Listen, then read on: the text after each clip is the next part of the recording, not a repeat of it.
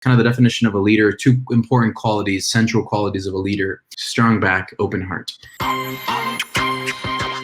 What are the benefits that remote first cultures have over in-person first cultures? And how can companies make sure they maximize those benefits?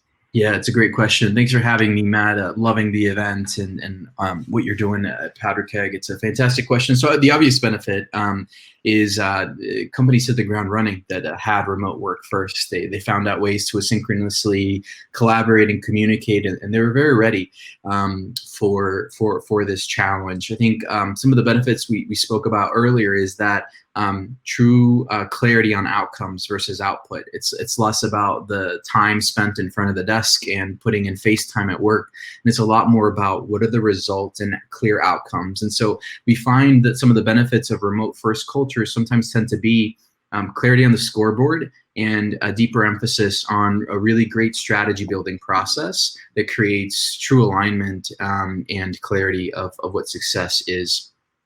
There's obviously, I think one of the challenges of remote workforces is the human connection. I don't know about you, but if you remember, like in the first 5 minutes of most in-person meetings, there's this banter, there's this human element of like, hey, how was your commute, or how's your kids? And for whatever reason, Zoom or Hop-In or Google Hangout or whatever, it seems to sort of get us down to business and have very transactional meetings right away. Sure. And, we like to think many times, especially in tech, that we think of humans as like primarily intellectual and rational creatures that at times behave emotionally. And the reality of human nature is that we're actually like deeply emotional beings, that civilizations has at times helped us think rationally and logically. And that human connection really matters to many people, especially extroverts. They've been really hit hard this year. Folks that get a lot of their life energy from interacting with others. And we know that so much of communication is nonverbal, and a lot of that can get lost with a poor connection or lack of video, etc. Just the feedback is very different. If we were in person, I'd be drafting off all of your energy, and right now the attendees are a question in a chat box, right? It is different. Right, it's juggling a lot. Sorry, go ahead. No, it is. I was just wrapping up. Yeah.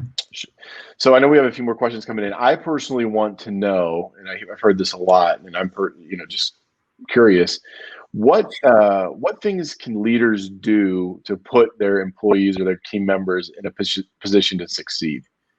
Is there a formula that you utilize to do something like that?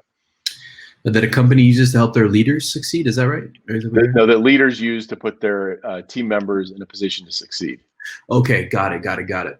So there's it's a great question. I think from a leadership perspective, there's kind of a leadership answer and a management answer.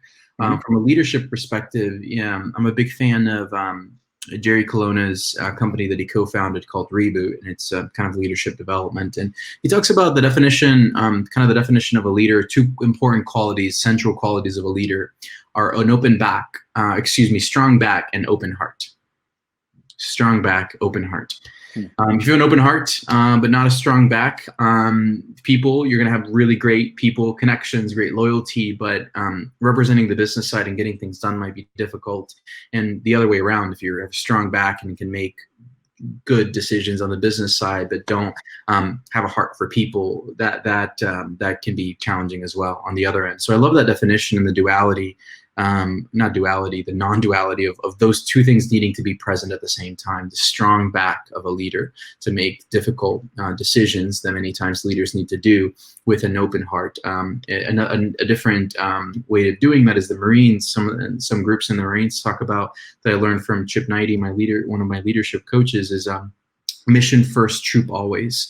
This idea that the mission of the mission is really important and central, but the troops always matter. So what do you do when there's a man, in the field, and do you go back from them and at the risk of the mission, etc. So I think from a leadership perspective is balancing those two things. And I've realized that many leaders come at it naturally from one way or the other. Some have open hearts and they need to grow in their strong back, and then others, the opposite way. And from a management perspective, it is making sure that the role is defined clearly, that the person has the skills and resources to be able to do the job, that the results and outcomes are clear, and that they're having regular one-on-ones to keep communication flowing and adjust the process along the way.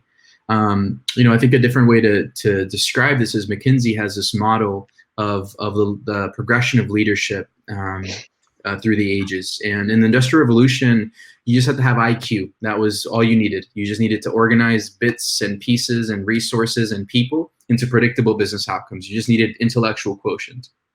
In the 1960s, the frontier of leadership not only became IQ, but also became EQ, emotional quotient. You had to have some amount of emotional intelligence to be a good leader, a good manager. And now the frontier of leadership is MQ, meaning quotient. So how does a leader create a sense of meaning in the work itself?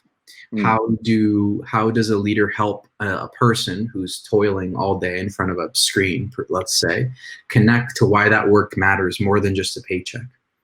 We as humans want to work for more than just a paycheck. And that didn't always used to be the case. 30 years ago, people stayed 30 years at GE and GM for job security and a pension. And now people rate leadership and management, growth opportunities, and work-life balance is all more important than pay and compensation. I'm not saying that pay doesn't matter, but I'm saying that most people will leave a decent paying or good paying job and take a small pay cut to go do work they love. Sure. And that is a new phenomenon that's really been happening in the last 10 years. You can see that in millennial tenure. Millennials have an average of 1.8 years per job before they switch, because they're looking for their work to be more than just a paycheck. They want their job to have a deeper meaning because many reasons, and we're not going to get into what makes millennials and what motivates them. But I think those are some of the interesting elements around this question.